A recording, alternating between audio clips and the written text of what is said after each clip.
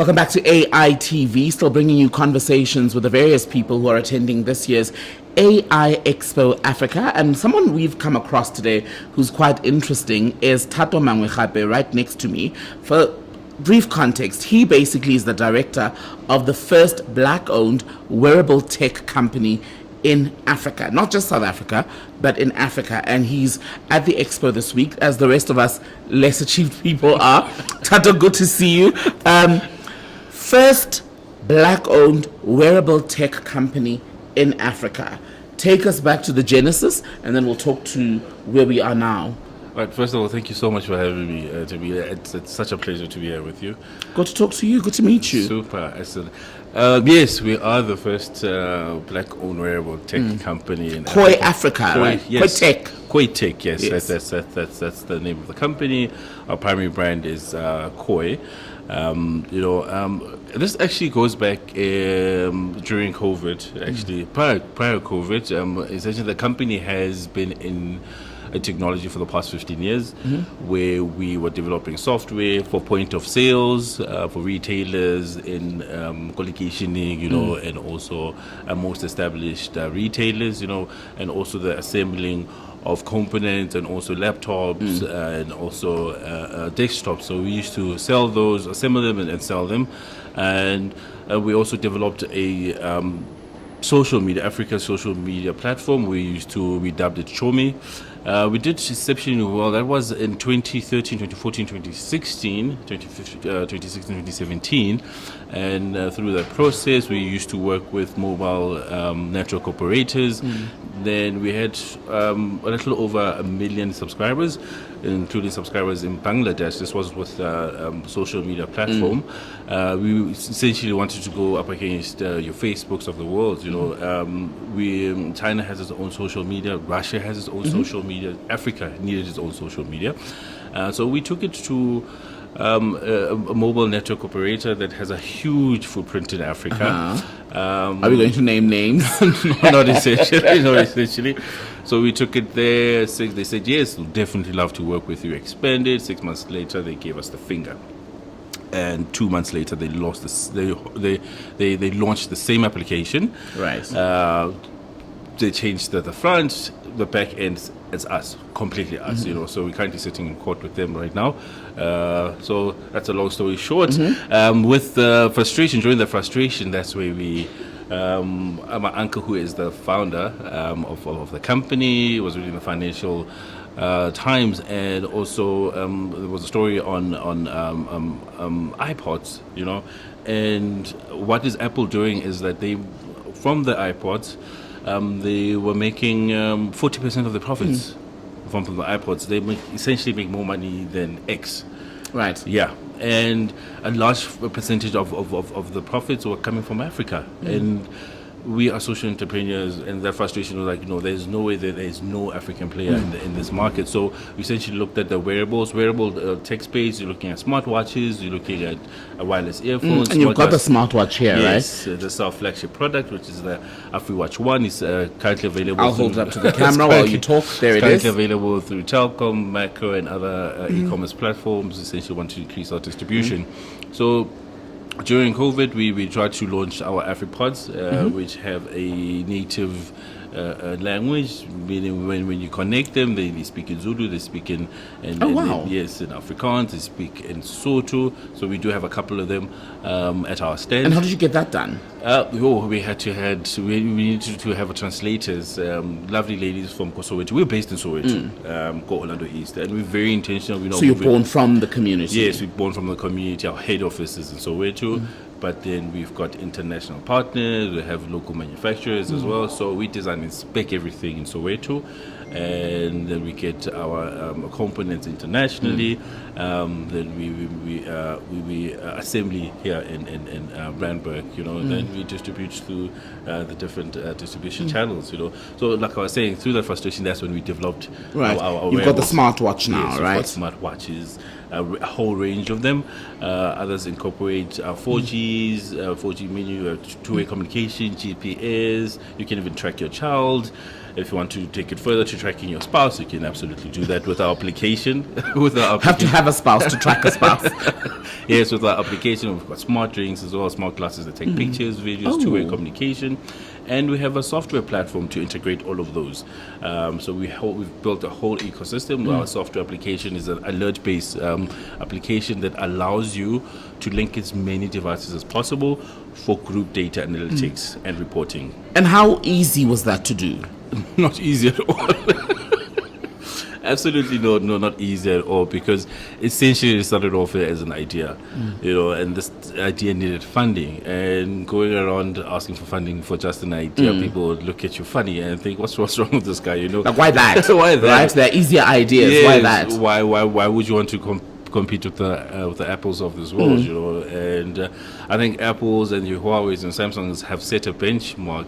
However, they are force-feeding us their technology and their brands, and we Africans are not necessarily giving us technology that solves African problems, So from the continent, we decided, this is what we need to do for the continent, and ensure there is a local player, just to disrupt the wearable tech industry. However, it's been quite a challenge because these brands are quite established, And I wanted to ask you about that. So, yeah, you've got the existing multinationals or international brands that are everywhere, right? Yep.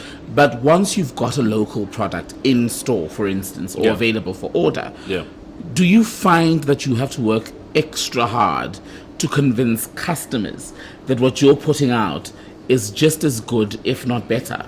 Absolutely. The South African market is quite a tricky one. They love their brands, and when you have a new product in the market, especially from Soweto, and a person of color, the doubt in your capabilities is quite there. It's in your face. You can see it from everybody. So they always tell us, we put it right, So for us, we always tell them, no, we design these things, we spec them, and we get different components from different countries. Then we also compile them the site, assemble them the site. Then so the challenge was trusting the brand. The price also we needed to ensure that we price ourselves quite competitively. Price yourself too low, you're a cheap product. Price yourself too high, who do you think you are? So we had to find there is that thing that you have to walk, right? Yeah, so we have to find a middle ground. So feature to feature, we do compare with your entry levels Huawei's and entry level Samsungs.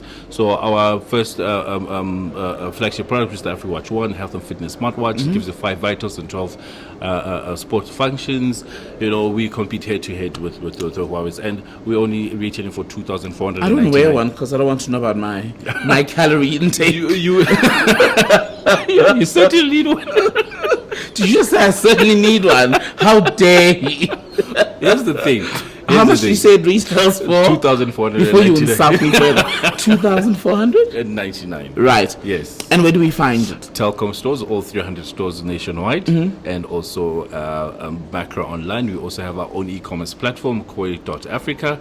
We're also selling through Evo by Nedbank, which is a super app, making tremendous sales there because we're running specials, and we found ourselves through the development of our platform. We found ourselves moving from a device-centric company moving to a data management platform. So because we drive all this, we have your health data, we've got your fitness data, and essentially what we say is that how are we going to uniquely position ourselves from all these brands that are out there, and instead of positioning ourselves as a fitness brand, we position ourselves as a more of a health brand. And are people more receptive, do you think, to that? Yes. In the day and age where everyone wants to keep track of heart rate, high blood pressure, what's going on? Absolutely, because those are the vitals that our products can give you. Heart rate, SpO2 is the level of oxygen in your blood, stress level, sleeping patterns, blood pressure, blood pressure, hypertension. We can determine that. We can determine fatigue as well. So our platform, we opened up a can of worms, I should say, maybe a can of opportunities. Because through that platform platform, we were able to build modules like employee wellness. We like to say we sprinkle a bit of technology when it comes to employee wellness, doctor to patient remote monitoring. You can literally wear our device, so doctor will subscribe to our platform. They can literally remotely diagnose you, write scripts, two-way communications, chatbot on the platform as well, which speaks to traveling costs, especially if it's long distance, But if it's really serious conditions, that's when you need to visit the doctor office. And we can do driver health management. If you are in logistics, we can literally tell you whether your driver is in good health or is fatigued, and we can determine the sleep quality and can tell you if your driver is very fit to drive or not. So as we come to the end of our conversation, more broadly then, what is your take on where we are in terms of artificial intelligence and our ability to compete? I mean, you've already started being in a space where global brands have been able to gain so much ground. Here you are doing it. Ooh, we are doing it, yet we are so far behind. We are far behind. Our intention is to mirror what the global trends are, however strategically customize it for the local market. We do believe that our products are locally relevant and also globally competitive, and we are doing it because we need local players. It's unfortunate that our government doesn't think like the other governments are thinking. China, your US, they've got huge funds that are dedicated to developing these tech companies, and they are intentional in making sure they develop, because the returns on that is quite phenomenal. We've seen with the likes of Huawei, they're taking over the world, and they're very influential when it comes to our network consumption and our device consumption in Africa, So we need a superpower like that in Africa, and we're quite happy that we are leading. We're in the forefront, and we saw a huge gap in health tech. That's where we're seeing a huge gap, and we really want to take advantage. And well done for getting started. Thank you so much. What connections, lastly, have you made here at Expo? The connections. Firstly, yesterday we met with some very intelligent guys and some ladies as well. So our AfriPods, our own version of the iPods. Like I said, they speak in different languages. The command is in different local languages. However, we need them to translate languages as well. So for the African market, so we have made good partnerships with people who say we will look at integrating the translation feature. It's AI powered on the platform. Our glasses, currently they take stills and take pictures with 64K gig memory on board, but with the partnerships that we've made now, they are willing to help us in terms of ensuring that the glasses live stream to any devices. Oh, wow. Yeah, so that can essentially help in any industries, from general surgeries to automation, and also in engineering processes. And the two highlights, we have a company that has ordered 500 units of our... Here at Expo? Yes, at the Expo. Oh, wow. 500 devices of the AfriPods, and I just concluded a deal where they ordered 10,000 of our Afri watches, which is quite phenomenal for us. So you've had a great business We week. definitely had a great business. So December, everything is on him. If you see him, he's paying. Thato, good to meet you. Thato Mangwegape, Director at Khoi Tech. They are the first black-owned wearable tech company here in Africa. One of the people who are here at IotT, but part of the various companies that are attending this year's AI Africa Expo. And as you've heard, people aren't just here passively walking around. Some business deals have also been made. Stay with us.